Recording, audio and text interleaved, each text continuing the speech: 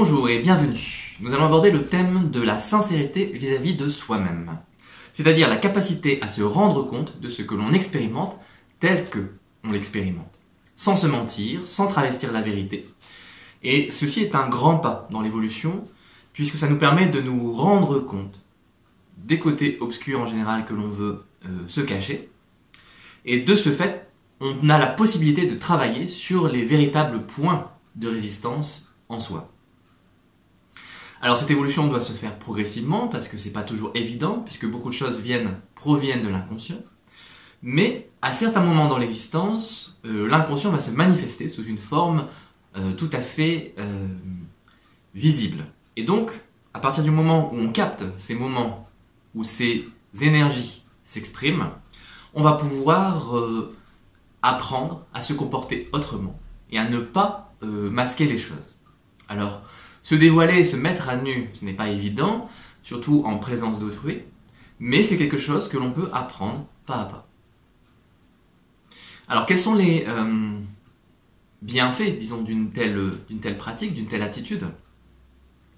C'est tout simple. Premièrement, déjà, le fait de se connaître tel que l'on est, ça permet d'éviter beaucoup de déboires, puisqu'on ne va plus être dupe de ses propres réactions, et on va pouvoir faire des choix en toute conscience. Deuxièmement, le fait de se reconnaître tel que l'on est, ça permet aussi de s'alléger, d'alléger les structures mentales, émotionnelles, physiques et énergétiques, et donc de s'en sentir mieux, puisqu'on ne cache plus rien, on ne se sent plus coupable d'être malhonnête, on ne se sent plus le fardeau de devoir être quelqu'un ou quelque chose que l'on n'est pas, et puis on va pouvoir aussi retrouver de la cohérence dans nos actions, dans notre vie quotidienne, et ça fait du bien. Et bien sûr, le quatrième et dernier point, c'est que plus on s'approche du réel, et plus on est heureux, joyeux, parce que le réel, c'est la joie. C'est vraiment une immense joie. Donc plus on s'approche de la réalité, et plus on va trouver la joie au fond de soi-même, et dans les choses autour de nous, bien sûr. Comment procéder ?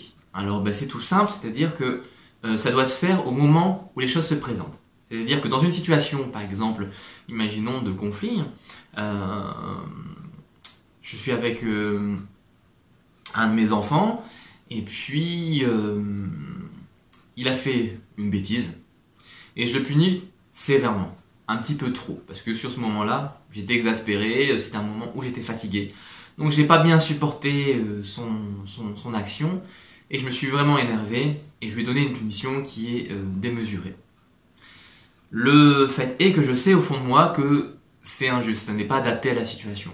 Mais, dans le mouvement de colère, dans l'élan de colère, je me trouve des arguments en disant que c'est normal, parce qu'il n'avait pas à refuser de manger ses légumes, et puis qu'il devait faire un effort, et que il fait ça systématiquement, et qu'il en fait qu'à sa tête, etc., etc., etc. Je vais trouver des arguments pour étayer ma décision, tout en sachant au fond de moi-même que je l'ai puni trop sévèrement.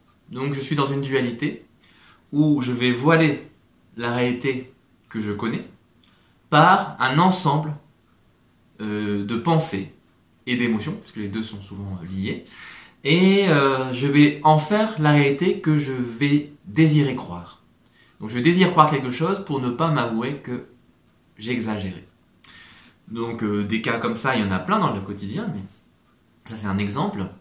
Et tout au fond de moi, il y a quelque chose, une petite voix qui me dit, mais non, peut-être tu peux faire une petite remise en question de toi-même, peut-être que ça serait bien d'alléger un petit peu la punition, voire peut-être de dire que tu es désolé, mais on peut pas revenir souvent en arrière sur ce genre de décision, parce que vis-à-vis de soi, en fait, c'est une dégradation. À partir du moment où on remet en question ses propres décisions, eh bien, on se sent atteint profondément, intimement. Et c'est pour ça qu'il y a beaucoup de situations de conflit avec l'autre, où bien qu'on sache qu'on a au fond un petit peu tort, même si on a aussi peut-être un peu raison, eh bien, on n'est pas capable de l'exprimer à l'autre et de lui demander pardon par rapport à notre geste qui a peut-être été trop violent. Alors, pas que la colère soit déplacée, mais parfois l'action que ça engendre et peut être déplacé. Et ça blesse l'autre inutilement. Par rapport à cette constatation, eh bien, peut-être que sur le moment, c'est trop difficile de se calmer, parce que quand on est sous le coup de l'émotion, ou sous le coup de l'emprise d'un phénomène psychologique, on ne peut pas réagir correctement. Mais, a posteriori, lorsqu'on est un petit peu calmé, qu'on s'est mis un peu tout seul, qu'on s'est isolé, et qu'on se rend compte quand même qu'on a agi de manière injuste, eh bien, ce n'est pas le problème de se sentir coupable, de se dire oh, j'ai vraiment mal fait, c'était pas bien, etc., etc. On s'en fout. Ça, c'est pas l'important. C'est de savoir ce qui s'est passé. Reconnaître qu'à ce moment-là, on s'est laissé guider, emporter par un sentiment, une émotion, par quelque chose qui était déplacé. C'est-à-dire, non pas que la chose ne soit pas juste à l'origine, hein, peut-être la colère, puisque c'était par rapport à une action de résistance du jeune, ici dans l'exemple, qui peut-être était juste, la colère était peut-être juste, mais l'action qu'elle a engendrée n'était pas appropriée. Et c'est pas ça qui va donner des bons résultats ensuite dans les relations. Ça peut même briser dans le futur toute relation. Donc, on se rend compte que il y a quelque chose qui nous a pris. Eh bien, cette reconnaissance, cette conscience que on a été emporté par cette énergie, par cette chose, eh bien, c'est déjà le premier pas. On se rend compte que dans la situation, on n'a pas été clair. On n'a pas été non plus clair vis-à-vis de soi-même, puisqu'on s'est caché la vérité. Et donc ça, c'est un deuxième pas, c'est de se rendre compte qu'on a voulu masquer des choses. On l'a fait, c'est tout, c'est du passé, mais comme on se rend compte que on a essayé de ne pas voir la réalité telle qu'elle était, eh bien c'est calmer le besoin de devoir s'échapper, de devoir fuir le réel. Et donc, c'est apaiser toutes ces émotions, toute cette émotivité, tous ces affects qui sont en nous, qui nous disent « Ah oui, mais il faut conserver une image de soi positive. Il ne faut pas que j'apparaisse de manière, médiocre vis-à-vis des autres et surtout vis-à-vis de moi-même. Donc, je vais faire en sorte que mon image soit conservée. » Non, c'est se rendre compte qu'on a voulu conserver cette image et essayer tout doucement de relâcher ce besoin, cette nécessité qui vient de l'ego, bien sûr, et dont l'individu s'empare pour pouvoir justifier des actions qui ne sont pas du tout intéressantes. Mais on a tous ces problèmes, ces résistances, et donc c'est quelque chose qu'on va devoir éprouver au quotidien. À chaque fois qu'il y a une situation de conflit avec l'autre ou avec soi-même, où je ne suis pas en accord avec ce que je ressens profondément, eh bien, je vais être honnête. Je vais me dire, oui, effectivement, j'ai agi comme ceci, et je me rends compte que j'ai fait cette chose-là, que j'ai voulu me cacher derrière un ensemble de prétextes. Et c'est tout doucement se rendre compte qu'on associe à des pseudo-arguments une réalité qui n'est pas la réalité. Et à chaque fois que j'ai la possibilité de rencontrer le réel, eh bien, je m'aperçois que j'essaie d'y échapper. Eh bien, c'est apprendre à tout doucement avoir conscience que j'essaye de fuir la réalité et apprendre tout doucement à me poser face à la réalité. Et lorsque je suis face à la situation, un petit peu comme on est dans le combat, vous imaginez, si je tourne le dos à mon adversaire, je vais me faire frapper. Donc il faut toujours que je regarde la situation de face. Ça ne veut pas dire qu'il faut que j'y aille de front.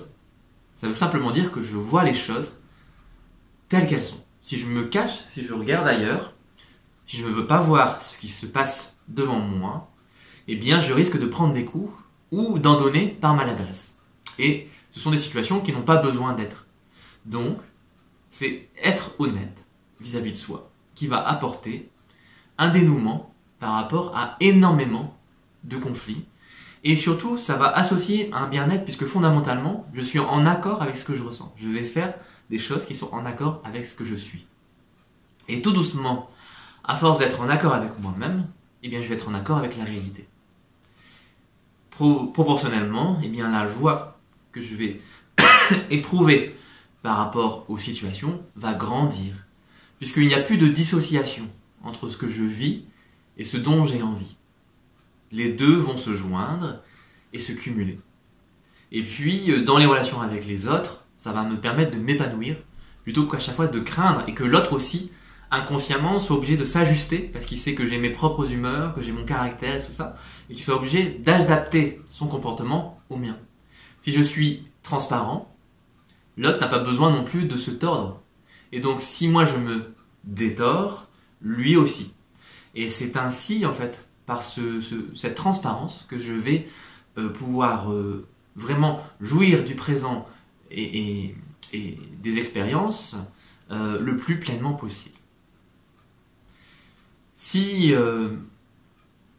y a des moments où vous vous rendez compte que, des longs moments peut-être où vous vous rendez compte que vous n'arrivez pas à ne pas vous mentir, ou en tout cas à pas vous voiler sous une image, ne vous inquiétez pas, c'est quelque chose qu'on a tous, des moments de creux, et donc il faut persévérer. Ça c'est important aussi, c'est ne pas se décourager, et à chaque fois que j'ai la possibilité de travailler, essayer de le faire.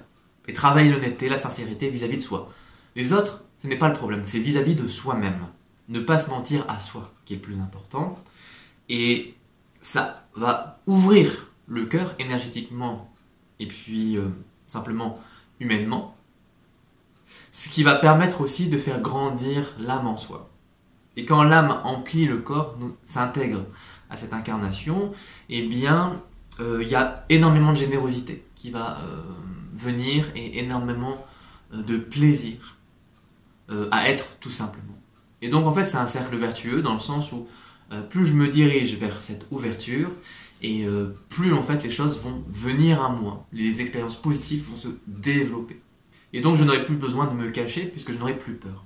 Et donc en travaillant un petit peu sur ces craintes et résistances fondamentales, je vais en fait pas à pas me délester. Et en me délestant, j'aurai de moins en moins de soucis pour être moi-même. Et donc c'est vraiment un encouragement à être soi-même.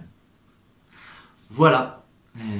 En tout cas, je vous souhaite bon courage pour toutes ces expériences, parce que je sais que c'est pas facile, chacun a ses propres difficultés, et parfois dans la vie ça se cumule, il y a des moments où c'est vraiment très difficile, mais c'est vraiment un encouragement à continuer dans le sens de se délester de tout travestissement.